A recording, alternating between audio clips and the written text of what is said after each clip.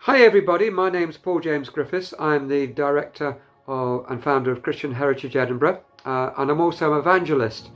I came to know Jesus from a New Age pagan background when I was doing a survival trip in the rainforest of Australia. Powerful encounter I had with Jesus that changed my life forever. And I started leading mission teams, outreach teams, at the age of 21 when I was an undergraduate at university, and I've been doing so ever since for the last more than 40 years.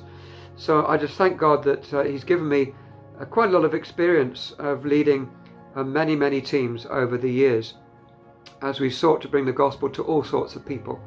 One of the things we're going to be doing is a course, evangelism course, how to share your faith effectively or more effectively.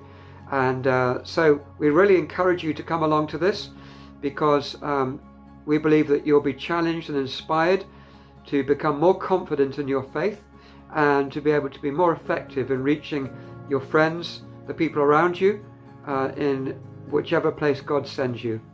So if you're interested in that, do sign up, and I look forward to seeing you there.